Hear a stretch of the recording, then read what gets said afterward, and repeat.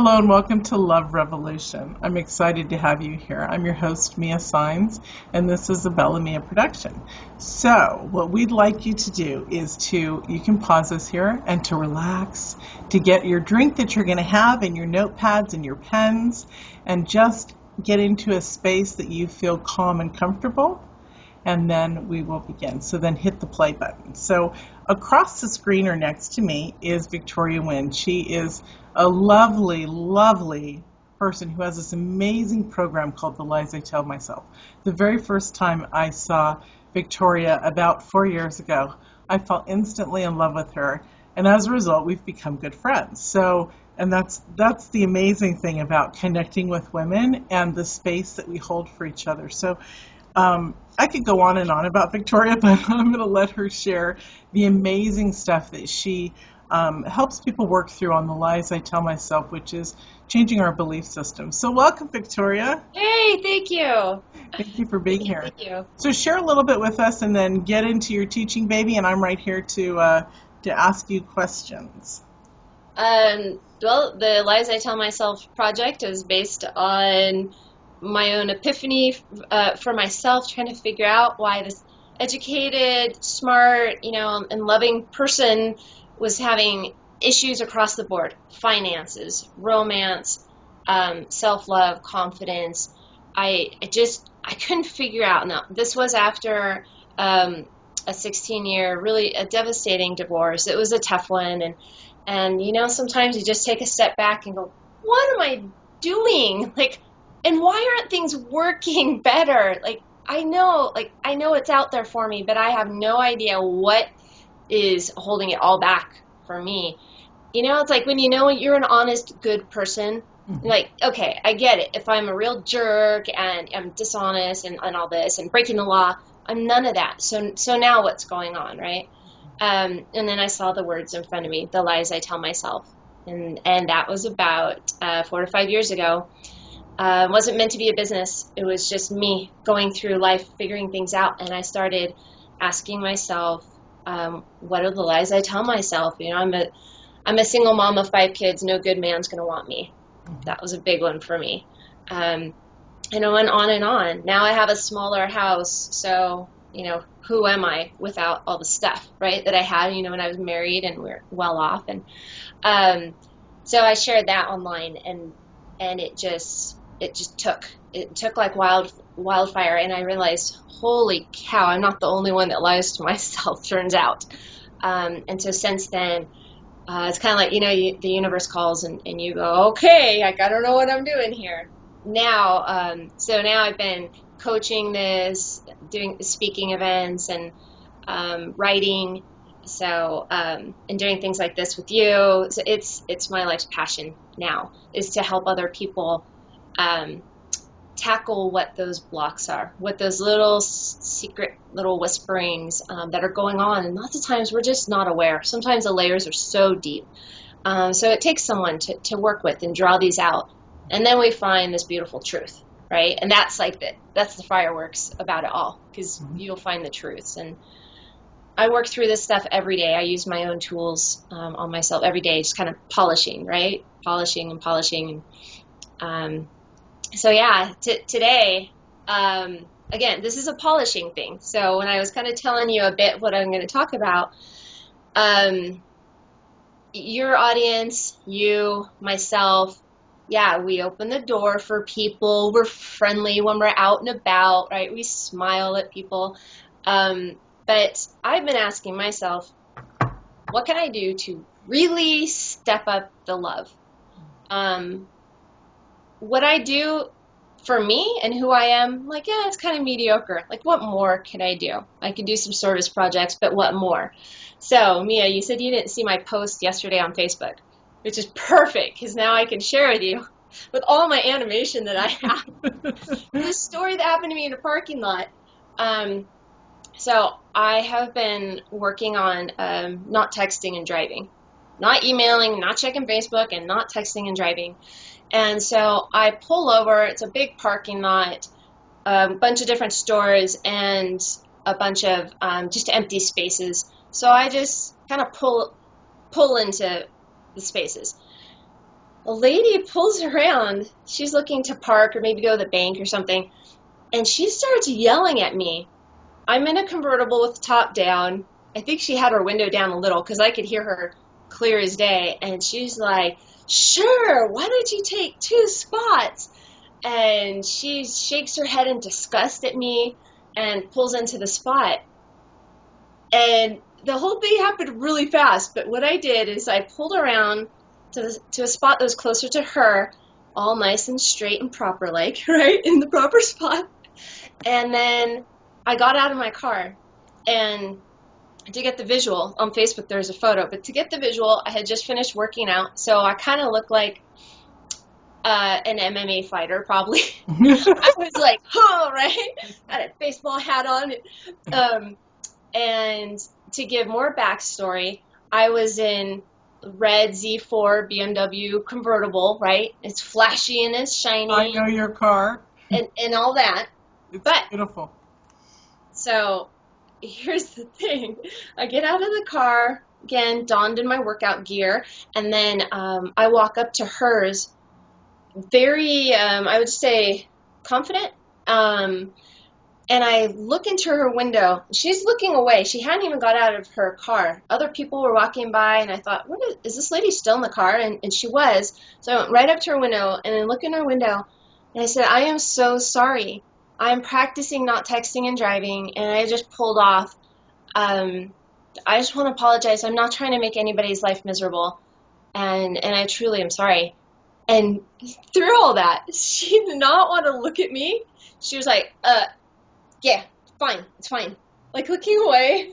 And I realized that I guess she was frozen, paralyzed from, well, one, when you mouth off to someone, probably not a good idea to pull over where they can, it's just not a wise thing. Here, I'm in Utah, but can you imagine in LA? You Yep. go and you're throwing your words around. You don't pull over so they can come. And here I come, and with just me in full confidence and happiness. And I had pulled over because I was texting my friend about this whole women's workshop. This is all about love and acceptance. And that's what I was texting about while she was flipping out at me. And I just thought, no, this is not part of my world. Like, I have this happy, safe world, and I'm going to go invite her into it. And so that's what I did. She wanted none of it. And I went back to my car, and then I just, drove off. And I took a moment to think about what just happened. One, I wasn't going to allow that negativity. Like, that doesn't work for my world. And if I was part of it because I helped her to be angry, then I'm going to nip that in the bud, be accountable, because my car was at a bit of an angle, so it was, it would be in technically 2 spaces. Now, granted, when I left, I counted how many spaces were around us, and there were 12.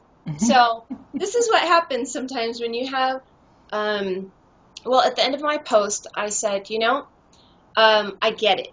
I have a pretentious car, and my car reminds me of my dad and great times I had with him. And my car allows me to have the wind flying through my hair, and that is so grounding for me. My car is not my label, right? It's just a car. But I really do get attitude sometimes. And I tell you, if I were in my Honda Pilot, she wouldn't have said anything. That thing needs a wash, It's got kid gunk all over it. That's not the car I was in. And so, that was kind of another point. Like, let's not label one another. Anyways, so when I think about stepping it up, for me, that was much more than, opening a door for an old lady or, helping. Like, I was avidly interested in keeping peace and creating peace. And so to get into what my whole class that I'd like to do with you and your viewers is ways that we can step it up in life. when I think of some of the more out of the ordinary things that I've done, I would say like sitting in the movie theater. Oh, and I want your people, your friends, to write down ideas as they come, because these things, once you become aware of, oh, what other things could I do more than just serving my family or giving my husband a love note? Like, how can we elevate that? But to share some of my stories, I think about going to a movie theater, and when you have a really, really packed movie theater, so Jurassic World, oh my goodness, I saw it twice and it was packed both times. You're sitting right next to people. And I am thinking, like, isn't it kind of weird that we don't even say anything to them? We're crammed, right? We're so close to everybody in front of us, and then right next to us when we're in, the big blockbuster movies. And I remember the time when I actually shared my candy with the person next to me. I think, and I've always joked with them, if they bring a big thing of buttery popcorn, I'm like, thank you so much. Like, I was so hungry. And they just look at me and laugh. It's really nice, though, to connect with that person. If we were in a conference, Mia, if you and I were, sitting in a workshop, of course we're going to say hi to the person next to us. But for some reason in a movie theater, we're like, yeah, you're there, and I know you're there, but I never want to talk with you. And we just look at the person we're with. And I'm thinking, I can step it up and do that more often. Just say hi or tease them about, don't you wish you had some of the Slurpee? Whatever, like, just be more friendly. Every time I've done that, it's like, you just make instant friends. And I love when I sit next to like teens or preteens, because they are way more open to it. Because they're already looking at me kind of like they want to say something. And so I'll just open it up like, aren't you so excited about this, about Spider-Man? Isn't this great? And I'm like, oh, you got Starburst, huh? Sharing is caring. And I just play around with them.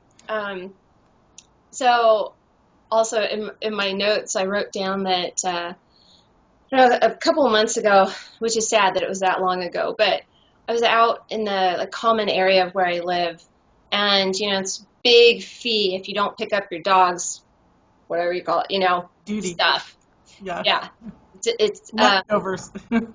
Yeah. So you want to pick that stuff up. And I thought, I bet you there's times when my kids have taken her out and she didn't get cleaned up after. I'm quite sure of it. So I decided to go. Did you went on a poop patrol? I used to do that too. To show my kids that we can pick up after others too. Yeah, like we can help out. We can go above and beyond, right? Like we do our own thing, but what else? That's gross. And it's like, no, it's just dog poo. We're picking up my own dogs, and I got a big bag here, so yeah, exactly. Deal to throw a little more in and go to the dumpster. I remember posting about that too. I think my post said something like, I'm pretty sure I'm going to heaven now. Yeah. But, it's not about that. And it's not even about doing things that, who's going to really know that I picked up 3 other whatever. Right. But it's not about that. It's, with this program that you're doing that I think is so important, it's about ourselves first, right? Like feeling good ourselves. So at the end of the day, I can look in the mirror and say, I could have really fought with that lady yesterday. I could have given her all kinds of gestures, and that's, it's not the way I want people to treat me. And it's certainly not, it wasn't my instant reaction either. But when I looked in the mirror last night, I thought, this was an awesome day. Thank you, angry lady. Like, thank you. The Facebook posts and comments and stuff, it was so fun to engage with people. And it was really nice to show them the behind the scenes of my life and what I do. And we laughed about it. Like, people were saying things like, well, you got to be careful, and people key your car for that. You mouth off to the wrong person. And I said, isn't she fortunate that she had someone who is, I come in kindness, right? But I don't think that's what she thought when she saw me get out of my car. I was very serious. I was on a mission to love on this woman. And I did it, doggone it. But honestly, my whole thought for this class is so simple, which is just asking yourself, how can you elevate the amount of love that you give to this world? I love that. And this is why I adore you, is because you are always reaching and teaching people to love more. And it's so important, even on the little scale of things, like the kids in the movie theater. Also you're a mom like me. So of course we think about them and we're just like, we love on other kids too. Mm-hmm. But I love that you do this and that you expand further. Can you give us a tool? That's Tomato, her dog. Yeah, she's guarding the house, evidently. Can you give a tool on an exercise that people can do to expand this? Because you've really hit the nail on the head here. This is awesome. And at the end of the day, you felt amazing. Isn't it greater to bless someone's life than to rip them down? Yeah, absolutely. It's so wonderful.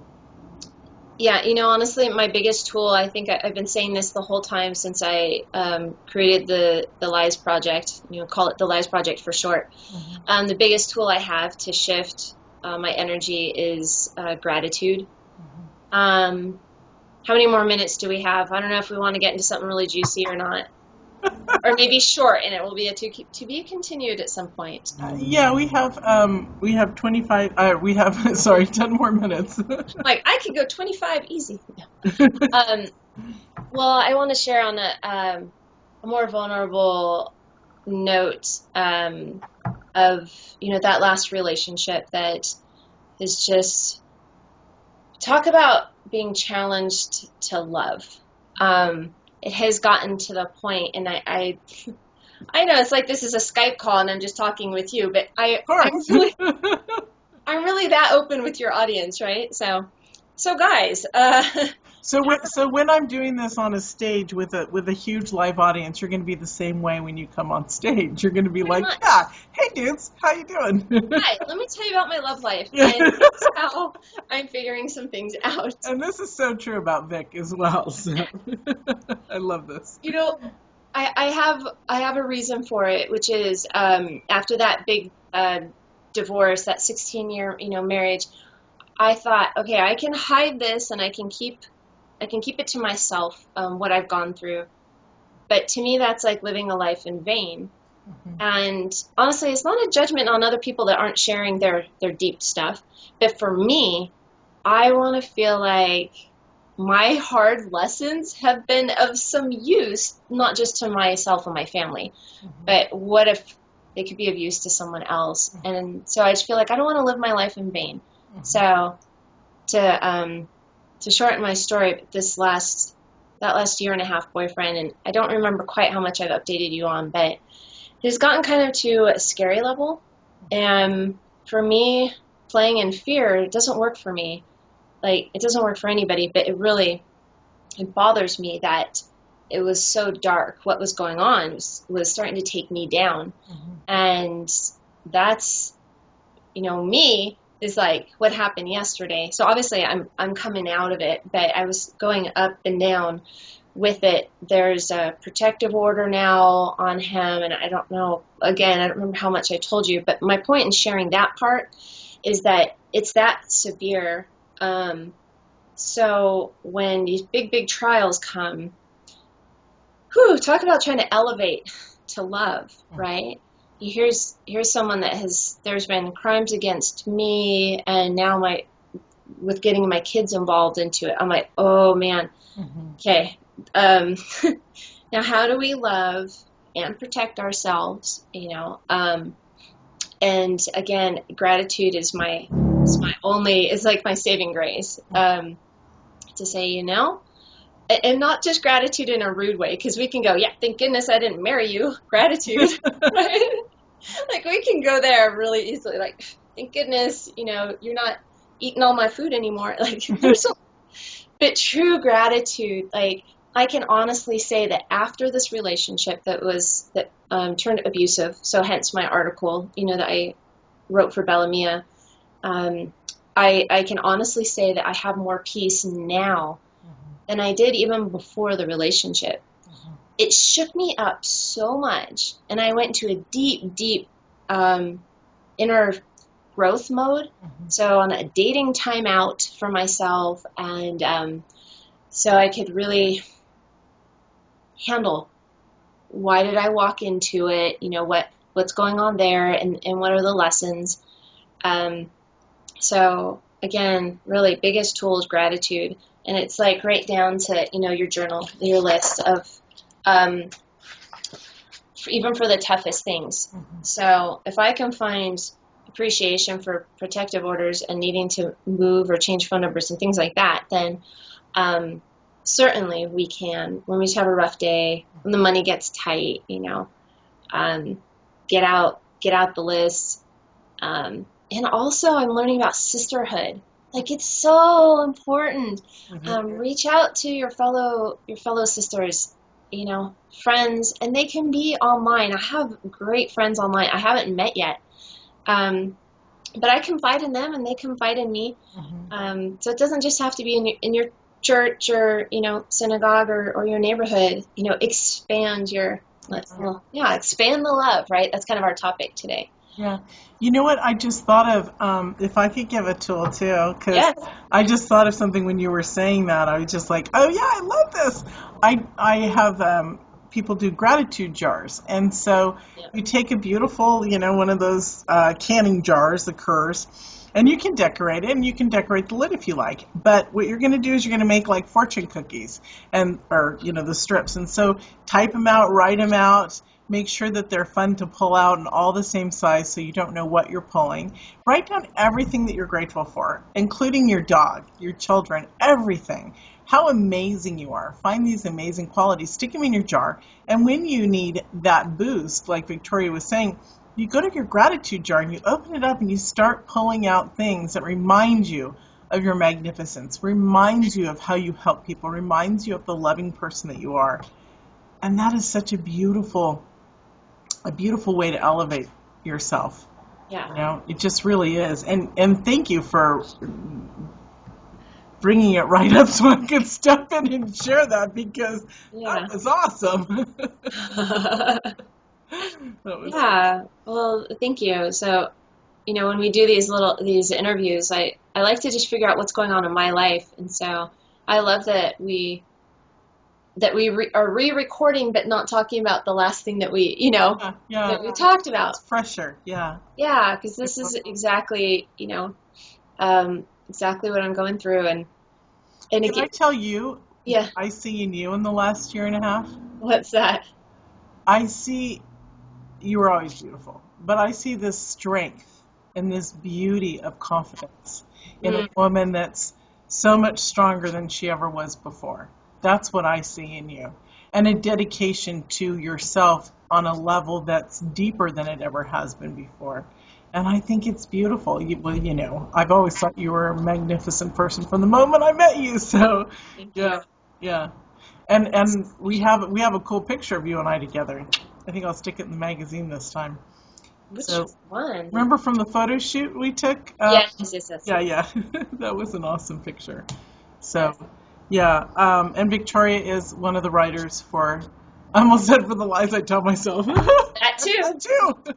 And Victoria is one of the writers for Bellamia, so check out her work, and she's really totally amazing. And check out her site, because her website, it's phenomenal. Every time I haven't seen it in a while, but I remember the first several times I saw it, I was just like, wow, this is really cool.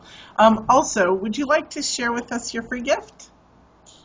Yes, it is a video. We're going to tackle some lies with you, and I kind of show you how to go into more depth. So today we're more talking about how to expand love, but this video is really more of the guts and the core of the project, and it's a really vulnerable one. So I was going to say between you and I, Mia, but obviously between you and I, however many thousands of people.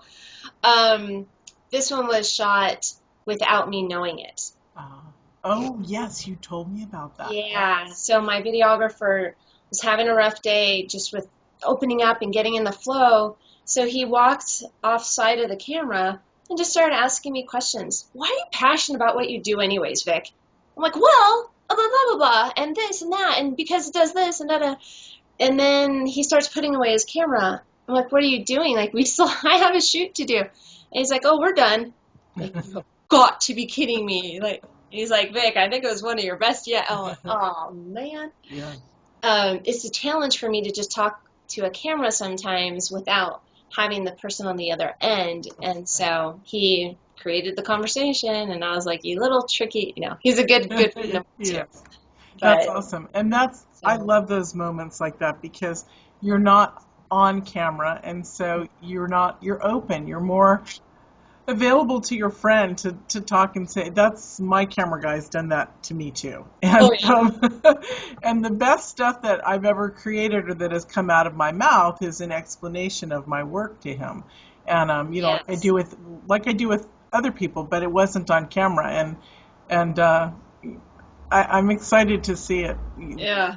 The finished product. I'm excited to see it because it'll be wonderful. Oh, it's a little awkward for me, but it's good stuff. Awesome. Good stuff, though. So Wonderful. Well, thank you for joining us, and we will have your website at the end of these credits in a few minutes, and people will be able to reach out to you. And she is the most loving, magnificent person that you will want to meet. Also, follow her on Facebook. Yeah, I get real sassy on Facebook.